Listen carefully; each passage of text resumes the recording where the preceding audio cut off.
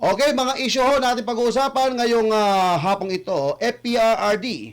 Ayan na po, pag-usapan natin to. FPRD, pinayagan ng hindi dumalo sa status conference ng kanyang kaso. ICC, inatasan umanong maglabas pa ng mga bagong warrant kaugnay sa drug war campaign Duterte admin ayon sa NBI. PNP kay Bato, igalang ang batas at makipagtulungan sa proseso. Soto, umami siya nang nagbungkay kay Gatchalian bilang Senate President. Kamara, sinabihan si Senator Lacson na huwag magbitiw sa Senado. Ayan mga partner ang ating mga pag-uusapan. Tara, umpisahan na natin ang ating talakayan. Rage Coalition in Davao City. Maaring tinutulan ni Mayor Sebastian Baste Duterte ang anumang tangkang pagpapalawig sa termino ng kasalukuyang administrasyon lagpas ng 2028. Ayon sa kanya, ang pagsisikap na baguhin ang konstitusyon ay paraan upang manatili sa kapangyarihan ang mga nakaupo sa kabilang kawalan ng pag-unlad ng bansa. Tahasan din niyang sinabi na ang takot na makulong umano ang pangunahing dahilan kung bakit ayaw bitawan ng Pangulong Ferdinand Marcos Jr. ang kanyang posisyon. Ani Baste ayaw bumaba kasi alam niya na bumaba siya, makukulong siya.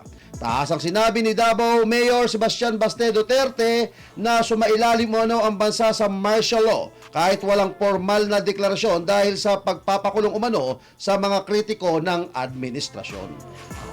It is a martial law without declaring a formally. Ang dami na nang nakulong. May mga kaso because they oppose, the actions of the administrations. Iginiit ni Davao City Mayor Sebastian Baste Duterte na nagalit umano ang mga oligarko kay dating Pangulong Rodrigo Duterte dahil siningil sila ng tamang buwis sa mga lumang utang sa gobyerno upang magamit ang pondo para sa mga programa ng mamayan.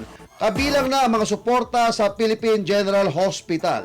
Binigyang diin din niya na ang ugat umano ng maraming katiwalian at kasakiman sa pera ay ang sumisira sa serbisyo publiko. Ani Baste, tungod sa kwarta, I hate that so much. It is the root of all evil.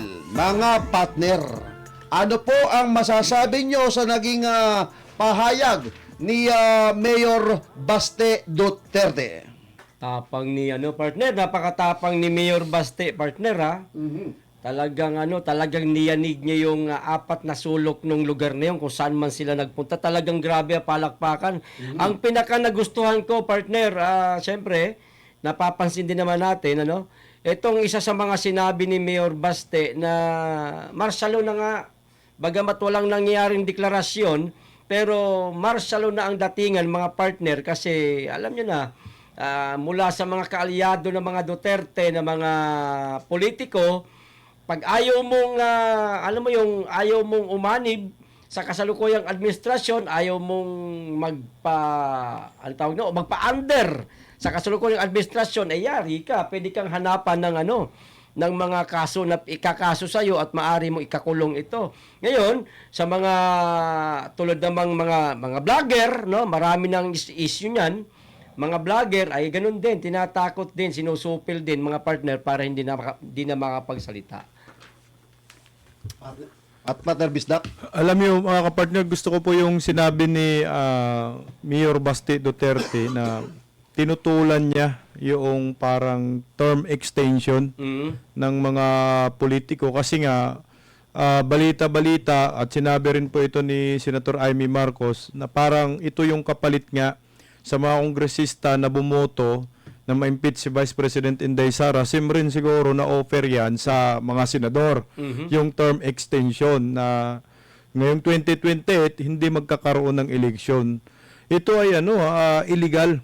Illegal po ito kasi ayon sa Constitution, 6 na taon lang talaga. Correct. Ang senador, 'di ba, at ang presidente, vice-presidente at 3 taon ang congressman.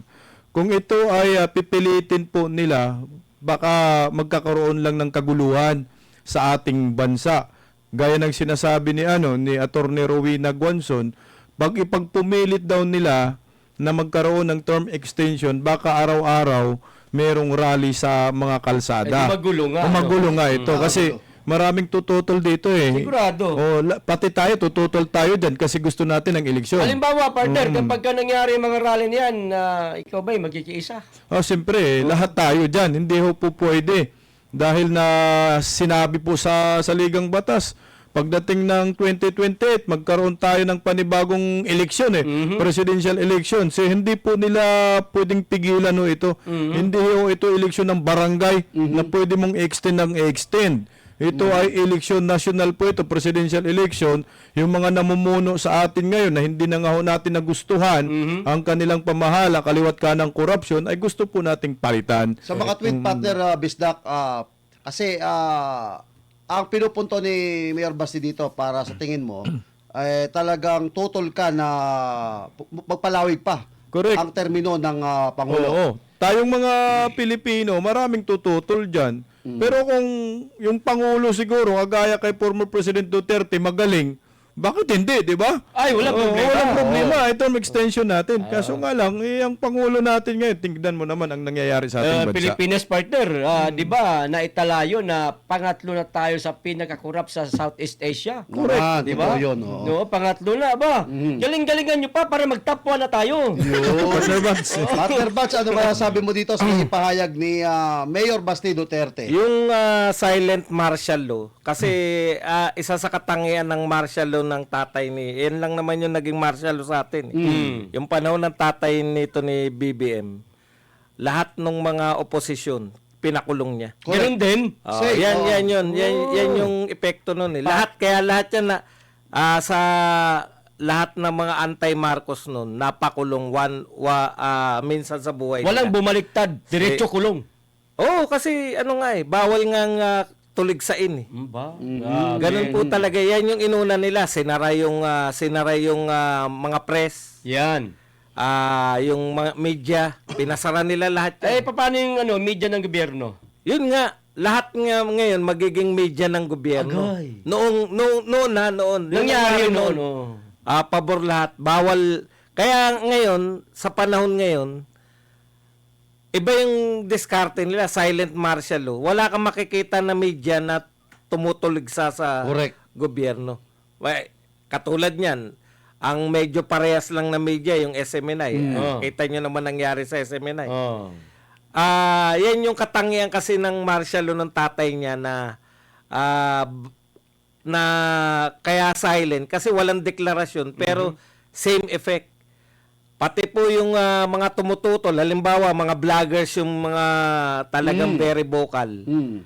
Nakita nyo naman, lahat ng mga kalaban ngayon, may mga kaso na lahat. Isang damputan lang yan, kulong lahat yan. Kaya lahat, maka Duterte lang naman yung tunay na lumalaban dito kay BBM. Ito yung katangian ng martial law ng tatay. Kaya lang, sabi nga, walang deklarasyon. Kaya, pero nagagawa pa rin nila lahat. Wala naman ng kalayaan ngayon na tumuligsa ka, may kaso ka agad. Malayang pamamahayag. Walang malayang pamamahayag. Yung freedom of the press.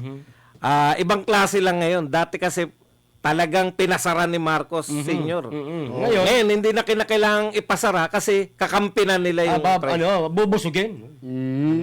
Iba yung paraan nila ng pag-control sa press ngayon. Pero partner Buds, nung panahon kasi ng tatay nito, no, nagdeklara siya ng martial law.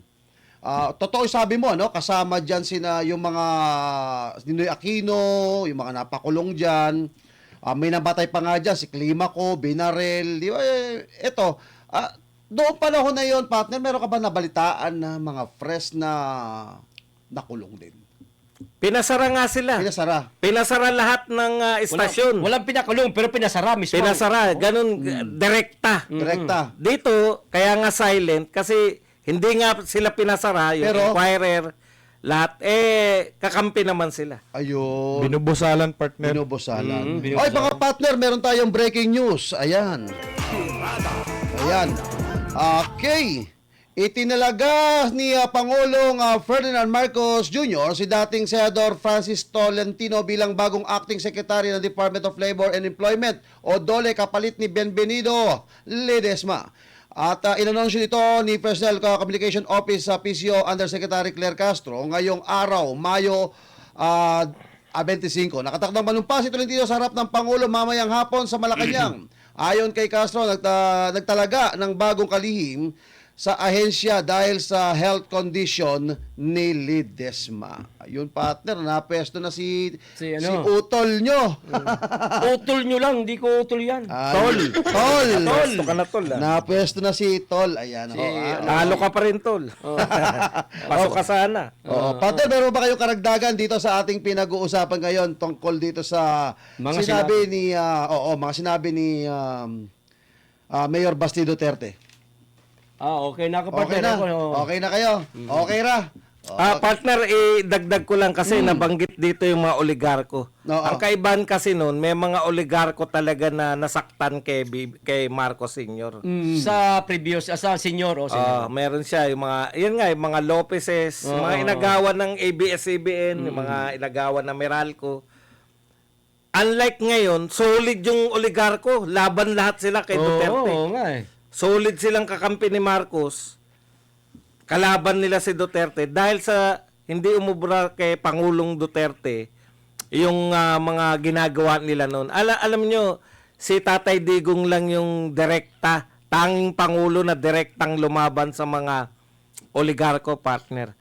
Yung oligarko, matagal na namin pinag-aaralan yan, pero sa aktual sa Pilipinas, si Tatay Digong lang yung nagsalita ng oligarko na salita. Kumalaban din sa mga oligarko. Walang lumaban na presidente, partner. Lahat kakampi. Ibig sabihin si Tatay Digong lang. Si Tatay Digong lang yung naningil sa kanila ng buwis. Yun, malaking yung binanatan sila ng yung mga nawasan na yan.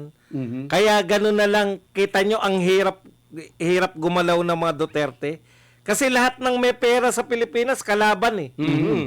Yun, unlike nung Marcos Sr., ginipit niya yung mga lumaban sa kanyang oligarko nung panahon na martial law. Kasi hindi naman kagad nanalo si Ferdinand Sr., martial law agad eh. 1965 nanalo, 1969 nanalo ulit. Tapos matatapos na yung termino niya, nag-declare na martial law para ma-extend. Ito yung sinasabi ni Baste na silent martial law kasi gusto rin mag-extend. Ayun. Mana sa ama. Mana sa ama talaga. May At pinagmanahan. hindi tayo nagsabi niyan, ha? Yung kapatid, At si Amy Marcos. Ivy Marcos na nagsabi. Partner Bistak, may karagdagan pa ba dito? Okay na, partner. Okay na tayo.